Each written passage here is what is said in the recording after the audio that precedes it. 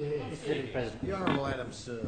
Last week I spoke about the proposed termination of the Essential Energy Enterprise Agreement at the proposal of the state-owned employer, exposing the nearly 4,000 employees to the loss of hard-won paying conditions, including protection from forced redundancies. This occurred because after the expiry of the agreement in June 2015, the employer had not reached a new agreement with its workforce. Instead of persevering with the hard work of industrial negotiation, it decided to pull the rug from underneath the feet of its workforce.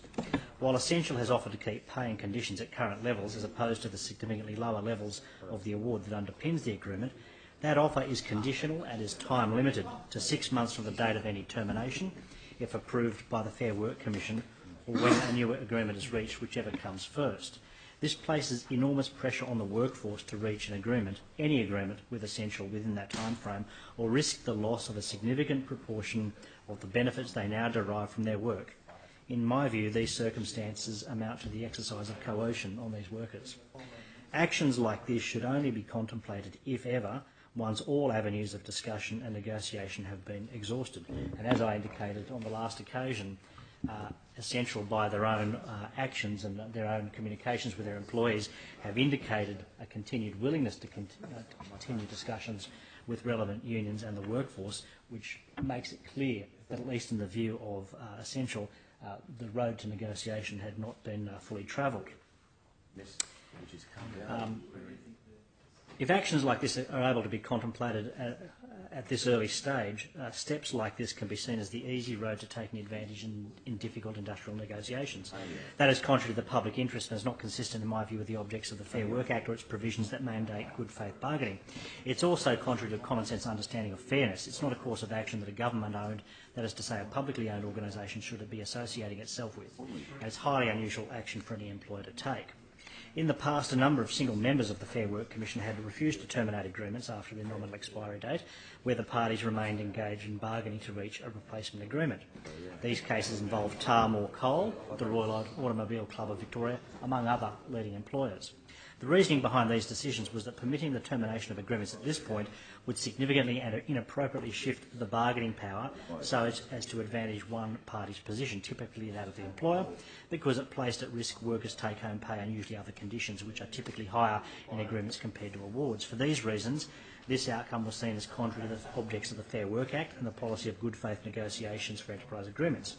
This situation changed markedly with the decision of the full bench of the Commission in the Horizon matter. The full bench rejected the earlier approach taken and held that the emphasis earlier decisions had placed on the importance of good faith negotiations for new agreements, and the view this object would not be undermined by terminating agreements during negotiations. They formed the view this did not or should not preclude terminating agreements as long as other preconditions in the legislation were met. That is, it was not contrary to the public interest to do so, and it is quote-unquote appropriate to terminate the agreement having regard to the views of those covered by it, the employer, employees and any union, and the likely effect termination would have on them. Determining the issue of appropriateness is very much an exercise in weighing competing considerations, and is very much a question of what is in the eye of the beholder. This decision has raised the spectre for those in the federal IR system of employee conditions reverting to the underlying modern award, where agreements expire but replacements have not been agreed. If this approach becomes more general among employers, workers and their unions will face increased pressure to agree to the terms offered by employers for replacement agreements, even if that means agreeing to second-rate or unfair terms. I think that the full bench in Horizon was wrong, but even if it was legally correct, it is a bad situation if the law allows one party with greater financial resources to gain the upper hand to take economic advantage of another party when they are vulnerable. That law, in my view, should be changed. Even if it is not, I do not believe an employer that is a public authority ought to take this course of action or take advantage of this avenue. As Labor's Shadow Minister for Energy and Industrial Relations, I do not believe a state-owned energy company should be able to take such a course of action. This is why I urge management to reconsider its position, and if it does not, call on the Treasurer and Finance Minister as the shareholding ministers to withdraw the termination application and resume the fair course of action, which is the resumption of negotiation between the parties.